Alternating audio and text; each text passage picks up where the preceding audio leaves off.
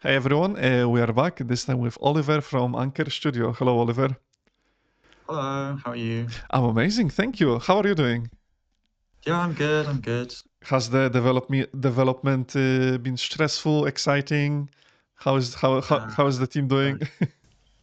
A bit of both. So with our game, we actually had it as a VR prototype when Mhm. initially, and then when we applied to Tranzfuser, we decided to make it a first-person shooter because of the market value in that. It's more we could target more platforms. So for the last few months, we've been working on the first-person shooter version, which means we basically had to start again in that respect. So it's been a lot of kind of moving quickly and trying to implement the basics of the game.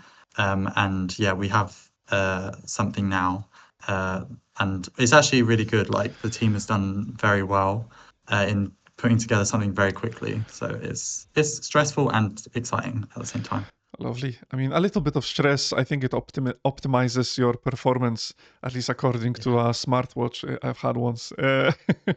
So, yeah. about Anker Studio, how did this all begin? What made you think that this is the journey, this is what we want to do, we can make it as a studio? Yeah, so we actually all knew each other initially as university students. We weren't like very close friends, but we had worked together on some student projects in the past.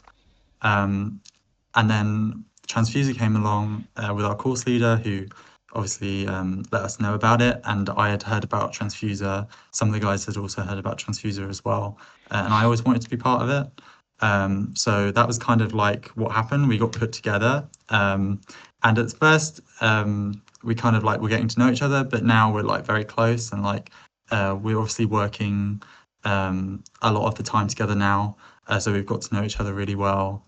So that's been a great aspect as well. It's not just making the Mhm. game and having fun with that, but also like getting to know each other and working out what each of our strengths and weaknesses are. That's great. And are you managing okay, sort of deciding where what manpower is sort of going, or are you guys still figuring out who should be specializing in what? How is that going? Yeah, so a bit of both. When we started, we had kind of um, more, I guess, specific roles. So one person, like a few people were on programming, because the thing is, a lot of our team is from a technical background, Mhm. so we lack a bit of the artist. Our leader, Nicholas, works on the 3D model assets, so that's where all the environments come from and all the 3D stuff. But most of our team is technical. Um, so we basically I mean, one of our team members also has experience with animation using Cascada, and then I've also done some animation in Blender for the character, for the player character, the first person player character. So it's kind of like a mix, but we've definitely got like one person is working on like enemies, one person is working on weapons, and then we have Nick who's working on our 3D models. Mhm. So yeah, so we've kind of like we're everyone's wearing different hats at the moment, but it's also great because we're learning a lot as well from like a team perspective, like how to, I guess, work like streamline development in a way, and Mhm. like we're improving the workflow every week. So That's really yeah. good. That's really good. Does that mean your production schedule is sort of shrinking and getting better and bigger in scope as you Yeah. go because you're getting better in at developing essentially? Yeah, definitely. I mean, compared to the start of the kind of development of the prototype, it was kind of like let's just make like a very um, like a basic prototype, like a minimal viable Mhm. product. And it was kind of like just rush, like don't think about. It was kind of like a throwaway prototype in a way. Okay. So it was like kind of just like implement all the basic stuff without really thinking about the kind of the code in that way, code reviews and things. But in the last week or two, we've definitely moved towards more of a structured development workflow where we're reviewing code and actually making the game so that we can basically build upon that because a lot of our development time for the past few weeks has been based on making tools for the game, because we have things like a weapon system with like different guns, and also we're starting to look at procedural generation for our levels because that's a big part of the game because it's a roguelike. Um, and we have some cool like unique aspects to that we're trying to work with. So yeah, so Yeah. Well, I think it's a good time to bring up some gameplay as Yeah. you went through all these features of the project. If you Yeah. were to just intro, as we now have content, if you were to perhaps re-intro the project in a few words, what do we have here? Yeah, so Red Cell is a community-driven first-person shooter roguelike.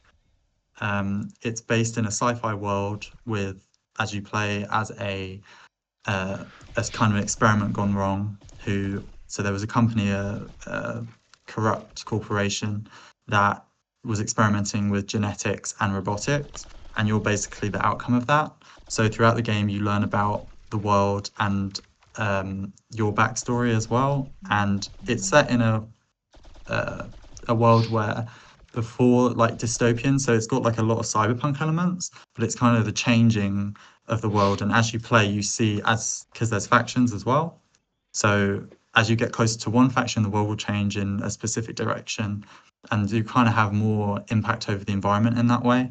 So, for example, we have a faction called the Royals, which are all about digitalization and surveillance in the world. And if you go with them, things will become more industrial and less, I guess, more to what we're accustomed to in a modern age. So this kind of aspect of focusing on the environment changing as you progress through the story is a big part of the game as well.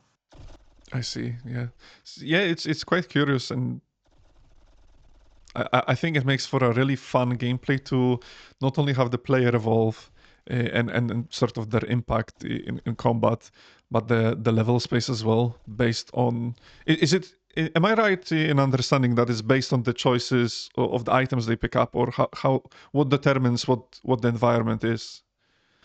Yeah, so as you progress through the story, you will be able to talk with factions, and by completing specific objectives in the runs, Hmm. you will gain reputation with them.